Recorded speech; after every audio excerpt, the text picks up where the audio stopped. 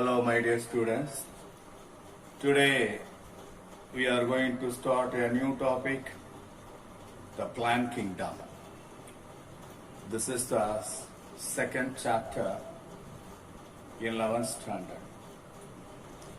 In the plant kingdom, the total plants of the world are classified into several groups that we are going to see. The total organism of the world are classified into plants and animals based on some of the characteristic features, based on the nutrition, locomotion, and the present and or absence of the cell wall. Plants include bacteria, fungi, bryophytes, pteridophytes, and gymnosperms and angiosperms. Recently, based on the molecular characteristics, bacteria and fungi are segregated and separated into a separate kingdom. Except bacteria and fungi, other plants like algae, bryophytes, pteridophytes, gymnosperms, and angiosperms are grouped separately into several groups. Total number of plant groups in the world and India are given in the table 2.1.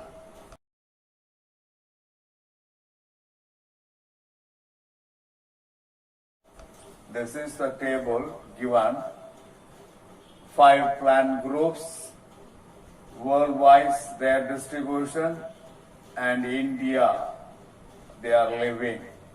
First one, algae. Algae are 40,000 species are growing worldwide. In India, 7,357.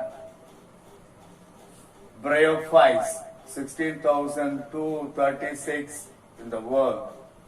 In India, 2,748 species. In pteridophytes, 12,000 in the world, but in India, 1,289. Gymnosperms consists of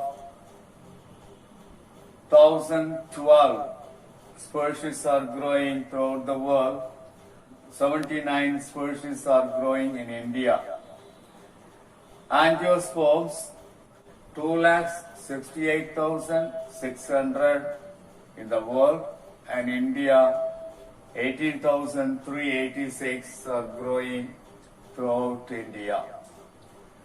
Classification of the plants, that is the classification of the plant kingdom, is given in the page number 43, figure 2.1. So based on that, plants are classified. The whole plants are included in the kingdom Plantae. The kingdom Plantae is further subdivided into 2 sub-kingdoms. One is Cryptogamy.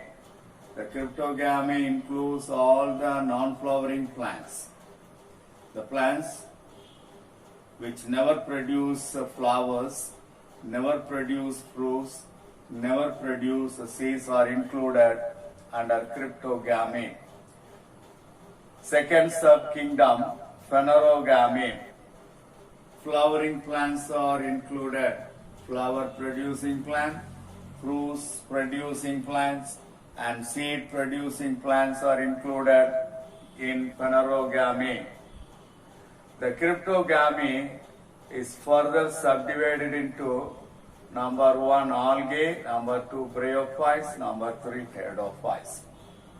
Algae, most of the algae are living in water, so they have aquatic habitat.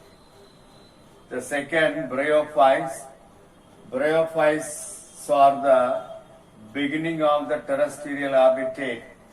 They are the plants which are the beginning of the terrestrial habitat. The third one, pteridophytes. Pteridophytes are plants which are culminating of terrestrial habitat. Phanerogamy. Phanerogamy is further subdivided into two divisions. One is gymnospermy, another one angiospermy. Gymnospermy are called naked seeded plants. Gymnospermy further subdivided into three families: Cycades, Coniferae, and Netaes. The angiospermy, they are considered as the closed seed-bearing plants because they produce seeds inside the fruit. If you cut open the fruits, you can see the seeds. Unless otherwise, you cannot see the seeds. The angiospermy further subdivided into two categories. Number one, dicause. Number two, monocause. So that is a simple classification. See in the page number 43. Come to the this type of classification. These are all these data collected from various sources. Come to the life cycle pattern in plants. In all plants, alternation of generation is very common. Alternation of the haploid gametophytic phase with diploid sporophytic phase during the life cycle is called alternation of generation. What is alternation of generation? It is the alternation of haploid gametophytic generation with the diploid sporophytic generation and vice versa. That is called alternation of generation. Based on the alternation of generation, there are three types of life cycle recognized. One is haplontic life cycle, second one is diplontic life cycle, third one haplodiplontic life cycle. First one, haplontic life cycle.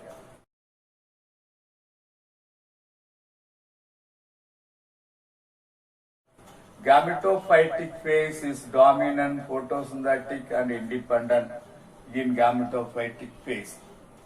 But in sporophytic phase, the sporophytic phase is represented by zygote only. In the diagram you can see this is the gametophytic generation. 3/4 of the life cycle is occupied by gametophytic generation.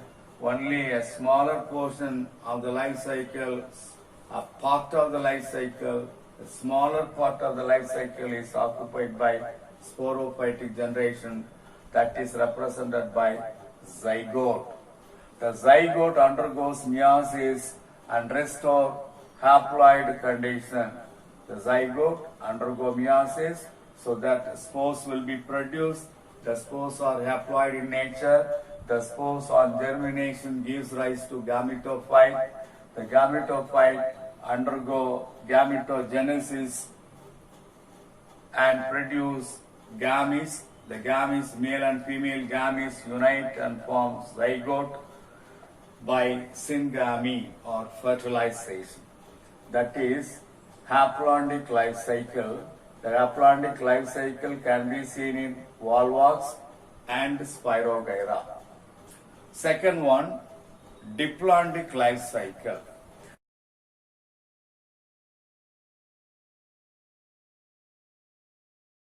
In the diplontic life cycle, diploid phase is dominant. What is diploid phase? Sporophytic phase is considered as the diploid phase, whereas gametophytic phase is haploid phase. In the first haplontic life cycle, gametophyte is dominant.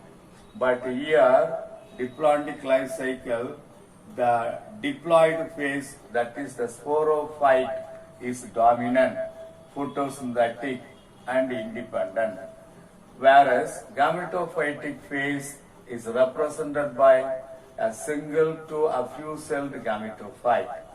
Here, gametes are produced, male and female gametes. They fuse together and form zygote, which develops into sporophyte. Say, for example, fucus, gymnosperms, and angiosperms. Come to the third life cycle, haplodiploidic life cycle.